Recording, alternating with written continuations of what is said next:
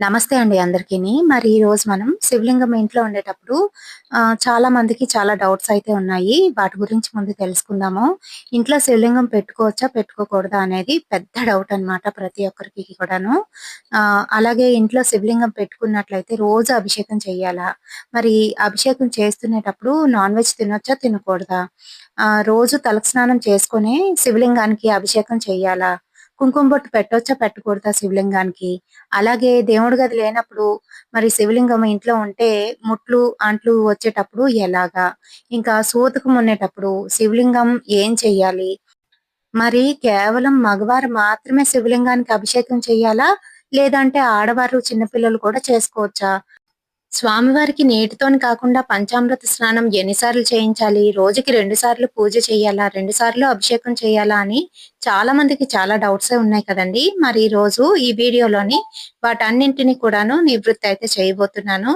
అసలు శివదేవుడికి మనం ఇంట్లోకి తెచ్చుకోవడమే అది మహాభాగ్యంగా అనుకోవాలి. సాక్షాత్తు శివుడు మన ఇంట్లో ఉన్నట్టే లెక్క అన్నమాట. అయితే శివలింగం సైజ్‌కొచ్చేటప్పటికి ఏ పరిమాణంలో తెచ్చుకోవాలి అనంటే, ఇంట్లో ఉన్న యజమాని బొటనవేలుకి ఎక్కువగా కాకుండాను, తక్కువగా ఉండేదే తీసుకోవాలండి. ఆ సైజ్ గాని, లేదంటే అంతకన్నా చిన్న సైజ్ గాని తెచ్చుకుంటే మంచిదనమాట. అంతకన్నా పెద్దవైతే ఇంట్లో పెట్టుకోకూడదు. మరి పంచలోహాలతో చేసిన ఏ శివలింగాన్నైనా కూడా పెట్టుకోవచ్చండి ఇంట్లోని. అయితే బంగారంతోని ప్రతి ఒక్కరు కూడా పెట్టుకోలేరు కాబట్టి వెండితోని గానీ, ఇత్తడితో గానీ, లేదంటే రాగితో గానీ తయారు చేసింది పెట్టుకోవచ్చు. అలాగే భార్యాభర్తలకి సఖ్యత లేనప్పుడు గొడవలు తరచుగా జరుగుతునేటప్పుడు అటువంటి వారు మరకత లింగాన్ని అంటే పచ్చ రంగు లింగాన్ని మీరింట్లో పెట్టుకొని పూజ చేసినట్లయితే గొడవలనేవి సద్దుమణుగుతాయి. అంతే కాకుండాను మనకి స్ఫటిక లింగాలు కూడా బయటనైతే అవైలబుల్‌గా ఉన్నాయి. అవి ఒరిజినల్లా కాదా? డూప్లికేటా? అనేది చూసి కొనుక్కోండి. పచ్చలైనా లేదంటే స్ఫటికతో చేసిందైనా. పగడాలతోని ఇలా రకరకాలుగాను మనకి లింగాలైతే ఇప్పుడు అవైలబుల్‌గా ఉన్నాయి. ఒక్కొక్క దానికి ఒక్కొక్క ప్రత్యేకత అయితే ఉంటుందండి. అది తెలుసుకొని మీరు ఇంట్లో ప్రతిష్ఠించి చేసుకోవచ్చు.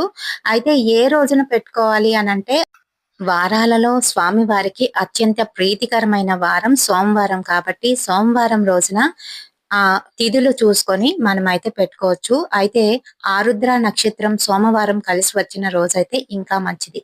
అయితే సోమవారం ఏకాదశి, లేదంటే సోమవారం ద్వాదశి, చతుర్దశి, త్రయోదశి, దశమి, పంచమి, విధియ, తదియ లేదంటే పర్వదినాలు మనకి మాస శివరాత్రి వస్తుంది కదండీ! నెలకొకసారి. ఆ మాస శివరాత్రి రోజునైనా కూడా మనం ప్రతిష్ఠించుకోవచ్చు. మరి ఇంటికి తెచ్చేటప్పుడు మనం శివాలయానికి తీసుకువెళ్ళి అక్కడ స్వామివారికి తాకించి, అభిషేకం చేయించి తెచ్చుకున్నట్లయితే మనకి చాలా మంచిది. అలాగే ఇంటికి తెచ్చిన శివలింగాన్ని ముందుగానైతే హారతి ఇచ్చి లోపలికైతే ఆహ్వానిస్తూ తీసుకువెళ్ళాలి. స్వామివారితో పాటు అమ్మవారు ఉండాలి కాబట్టి మన ఇంట్లో ఉన్న గౌరీదేవిని కూడా కలిపి ఇద్దరిని కూడాను దగ్గరగా పెట్టి భార్యాభర్తలు ఇంట్లో ఉన్న భార్యాభర్తలు ఆ శివలింగాకారాన్ని అమ్మవారిని తమ చేతులతో పట్టుకొని ఇంట్లో పెద్దవారి చేత హారతి ఇప్పించుకొని లోపలికైతే తీసుకురావాలండి. తీసుకువచ్చి ఆ రోజునే ప్రతిష్ఠించుకోవచ్చు. ఎందుకనంటే మంచి రోజు కాబట్టి ఆ రోజు తెచ్చుకున్నారు కాబట్టి ఆ రోజే ప్రతిష్ఠించుకోవచ్చు. లేదు మాకు కుదరదు అనుకునేటప్పుడు మరొక రోజు మంచి రోజు నేను చెప్పిన ఆ పర్వదినాల్లోనో లేదా అంటే సోమవారం నాడు లేదా తిథులు చూసుకొని ఆరుద్ర నక్షత్రం ఉంటే ఇంకా మంచిది. అలా చూసుకొని మీరైతే ప్రతిష్ఠించుకోండి. మరి ప్రతిష్ఠించిన రోజు పంచామృతాలతోని స్వామివారికి అభిషేకించి, ఆ రోజు నుంచి మీరు ప్రతిరోజు కూడా అభిషేకం అనేది చేసుకోవచ్చు. మరైతే మగవారు చేసేటప్పుడు ఖచ్చితంగా తలకి స్నానం చేసుకొనే అభిషేకం అయితే చెయ్యాలి. ఆడవారు చేసేటప్పుడు చేసినా, చేయకపోయినా కూడా తప్పేమీ లేదు. అయితే ప్రత్యేకమైన రోజు సోమవారం రోజున మటుకు ఖచ్చితంగా తలకి స్నానం అయితే చేసుకోవాలండి. అలాగే కొంతమందేంటంటే ప్రతిరోజు మేము అభిషేకం చేయలేమండి. అలా అభిషేకం చేసి పూజ చేయడానికి మాకు కుదరదు, సమయం సరిపోదు అనుకున్న వారు ఇంట్లోని మిగతా వారుంటారు కదా! వారి చేత ప్రతిరోజు ఒక్కొక్కరు ఒక్కొక్క రోజు పెట్టుకొని చేసుకోవచ్చు.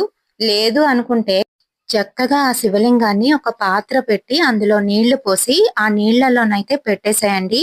ఆ నీటిని ప్రతిరోజు కూడా మార్చుకోండి సరిపోతుంది. మరైతే ప్రత్యేకమైన రోజులు వచ్చేటప్పుడు, ఇంకా అలాగే పర్వదినాలు ఉండేటప్పుడు ఖచ్చితంగా మరి మనం శివలింగానికి అభిషేకం అయితే చేయాలండి. అంతేకాదు ఇలా ప్రతిరోజు చేయలేము, ఇలా నీటిలో కూడా ఉంచలేము అనుకున్న వారు తులసి కోటలోనైనా పెట్టేసేయండి. తులసి కోటలోని ఏర్పాటు చేసుకొని పెట్టినట్లయితే మీరు ప్రతిరోజు తులసికి నీళ్లు పోస్తారు కాబట్టి అది అభిషేకంలా అయితే జరుగుతుంది. మరి చాలా మందికి డౌట్స్ తులసి కోటలో పెట్టవచ్చా? పెట్టకూడదా? అని. పెట్టుకోవచ్చండి. ఏం తప్పులేదు. మీ తులసి కోట మీ ముంగిట్లోనో లేదంటే మీ పెరట్లోనో ఉండేటప్పుడు ఎవరు కూడా తాకకుండా చూసుకోండి సరిపోతుంది. అలాగే అభిషేకం చేసిన రోజు నాన్ వెజ్ తినొచ్చా? తినకూడదా? అని ఇది చాలా పెద్ద డౌటు అందరికీ కూడాను. మరి నాన్ వెజ్ తినే రోజు అభిషేకం అయితే చేయకూడదండి. అయితే మనము భోజనం చేయక ముందే కదా పూజ కానిస్తాం కాబట్టి, పూజ అనంతరము మీరు నాన్ వెజ్ తినాలి అనుకుంటే, ఆ రోజైతే ఖచ్చితంగా అభిషేకం అయితే మానేసేయండి. దానికి బదులుగా ఇంట్లోని తినని వారు ఎవరైనా ఉంటే వారి చేత చేయించండి. లేదు అలా కూడా జరగదు అనుకుంటే నీటిలోనైతే పెట్టేసేయండి. అయితే లింగాకారాన్ని ఇంట్లో తెచ్చి పెట్టుకుందాం అనుకునేటప్పుడు కనీసము వారానికి ఒక్కసారైనా మీ చేతులతోని అభిషేకం చేసినట్లయితే చాలా మంచిదండి. అలా చేయగలిగితేనే ఇంట్లోకి తెచ్చి పెట్టుకోండి.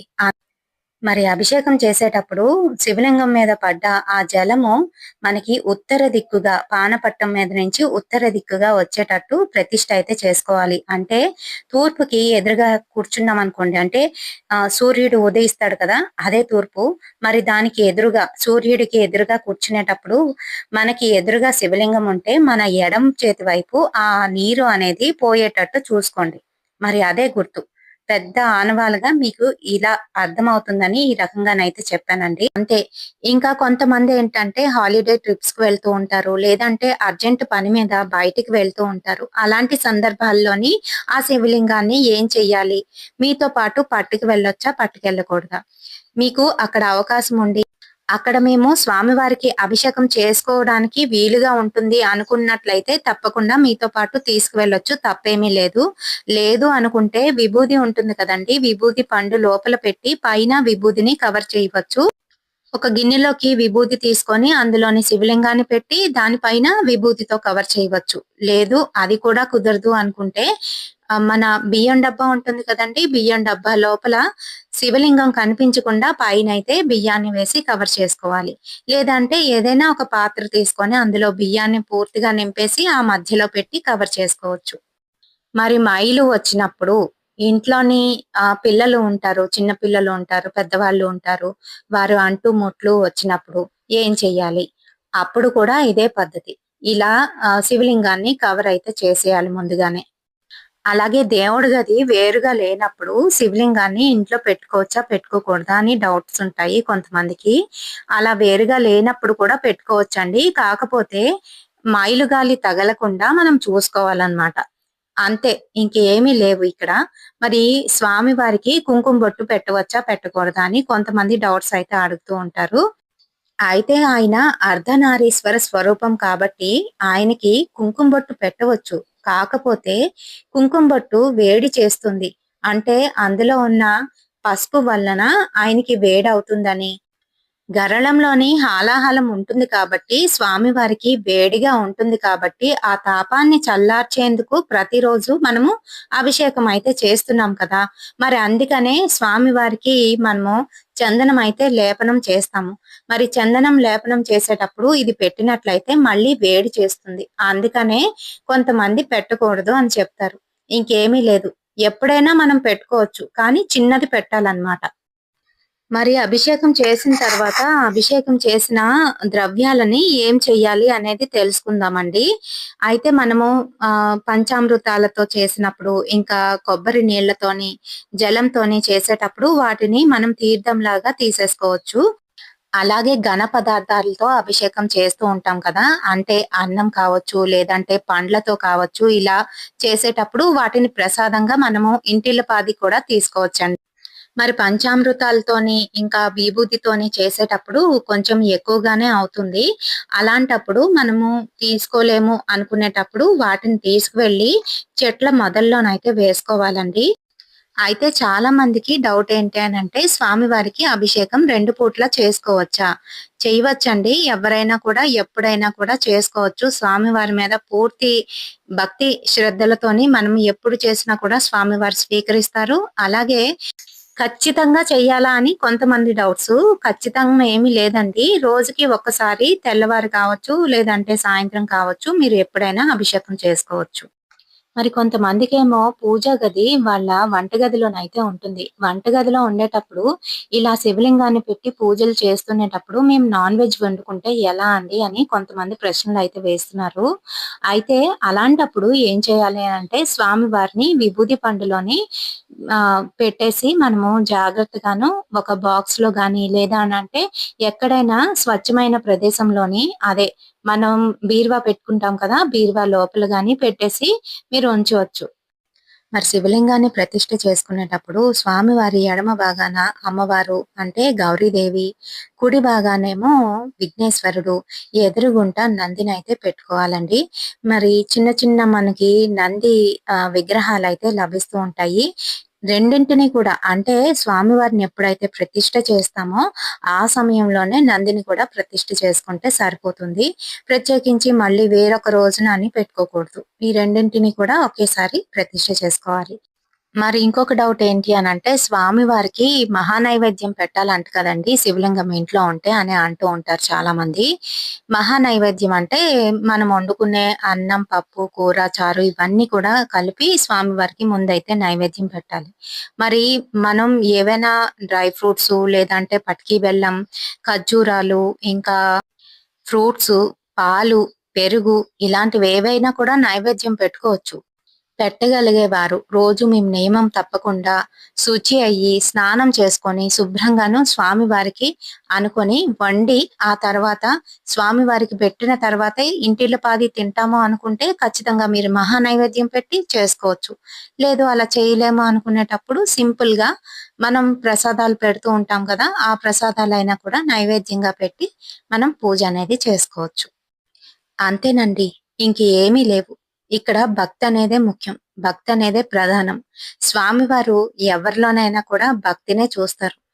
అయితే ఈ నియమాలనేవి మనకి శివపురాణంలో, లింగ పురాణంలోనైతే లభిస్తున్నాయండి. ఎవరైనా ఇంకా డౌట్స్ ఉంటే తప్పకుండా ఆ పుస్తకాలు కొనుక్కొని చూడండి. ముఖ్యంగా శివారాధన చేసేవాళ్ళు ఒక్కటే గుర్తుపెట్టుకోవాలి.